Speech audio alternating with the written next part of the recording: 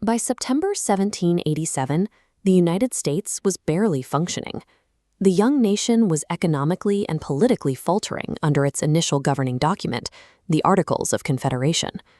To solve this crisis, delegates at the Philadelphia Convention drafted a completely new, highly contested replacement, the Constitution. This map shows the 13 original colonies. For this new government to take effect, exactly 9 of these 13 states had to vote to ratify the document. If the founders failed to sell this new constitution to the states, the fragile union faced immediate collapse, anarchy, or civil war. The opposition struck first in the press. Using Roman pseudonyms, critics published public letters aimed directly at New York voters to attack the proposed government. This breakdown shows the steep mathematical disadvantage the pro-Constitution forces faced in New York. Only 19 Federalist delegates were elected to the state's ratifying convention, dwarfed by 46 anti-Federalist delegates. Alexander Hamilton realized that a polite, standard political defense would fail against those odds. They needed a massive, overwhelming information counteroffensive right in the heart of the city. If the nation's most vital economic and geographic hub rejected the document, the new national government would fail before it even began. To execute this campaign, Hamilton recruited James Madison, a Virginia delegate already in New York, and John Jay to form a 3-man writing syndicate. They chose to publish under a single shared pseudonym, Publius, named in honor of a founding father of the ancient Roman Republic. Hiding their identities was a strict tactical necessity. Because Hamilton and Madison had spent the summer directly drafting the Constitution, their overt involvement would invite immediate accusations of extreme political bias. By erasing their personal names from the bylines, they forced the public to focus entirely on the objective merits of the arguments and the survival of the Republic, rather than the ambitions of individual politicians.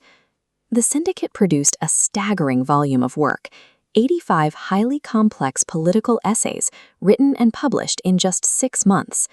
Publius published at a breakneck pace of 3 to 4 new essays a week, synchronizing their release across multiple New York newspapers.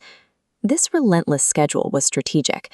It was designed to physically overwhelm the anti-federalists, making it impossible for the opposition to draft and publish rebuttals fast enough to keep up.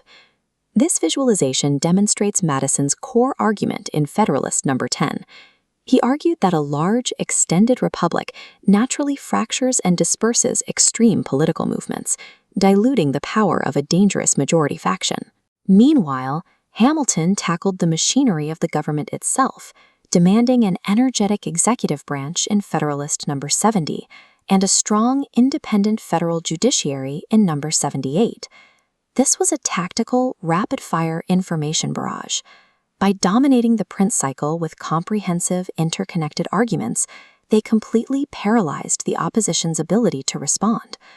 The political tension finally broke in June 1788, when a minimum threshold of 9 states ratified. Feeling the intense geopolitical pressure of becoming an isolated outsider, surrounded by the rest of the unified nation, New York narrowly caved and voted to ratify in July.